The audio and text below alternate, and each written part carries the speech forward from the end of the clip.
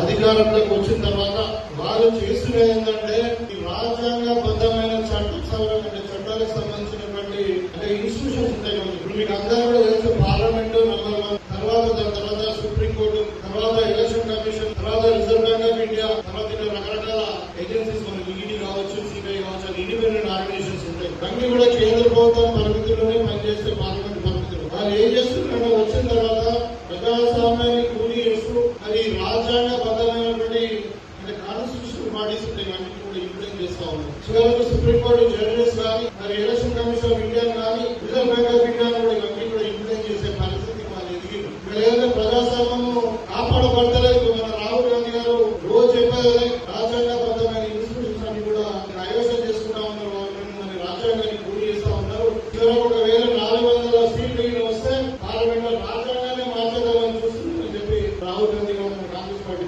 దాంట్లో భాగంగానే election commission ఇండియాను ఇన్ఫ్లుయెన్స్ చేసి మరి వాళ్ళు మొత్తం కూడా బీహార్ లో కావచ్చు, పశ్చిమ బెంగాల్ లో కావచ్చు, ఎస్ఐఆర్ పేరు మీద చాలా మంది ఓట్లను తొలగించడం జరిగింది. అంటే 2002 కంటే ముందున్న వాళ్ళు మళ్ళీ మనం ప్రూవ్ చేసుకోవాలి, బతుకున్న వాళ్ళు ఇప్పుడు ఎక్కడ ఉన్నావు, ఏ విధంగా అడ్రస్, ఓటర్ ఐడి, సిటిజన్షిప్ అయింది, ఎక్కడ నువ్వు పౌరుడివి, ఏ ఇంట్లో ఉంటున్నావు అని కూడా మనం ప్రూవ్ చేసుకోవాలి. అదే 2002 తర్వాత ఉన్న ఓటర్ లిస్ట్ లో అసలు భారతీయుడా కాదా, అసలు ఏ ప్రాంతం వాడి మొత్తం కూడా డీటెయిల్స్ మొత్తం అడుగుతా ఉన్నారు. డిఫరెంట్ ఫామ్ ద్వారా ఎకరాన్ని 4 రకాల ఓటర్స్ దాంట్లో మనం డిఫరెంట్ ఫామ్స్ మనం క్లియర్ చేయాలి. 2002 తర్వాత ఎవరైతే ఓటర్ లిస్ట్ లో ఉన్నారో వాళ్ళందరూ కూడా వాళ్ళు ప్రూవ్ చేసుకోవాల్సి వస్తుంది.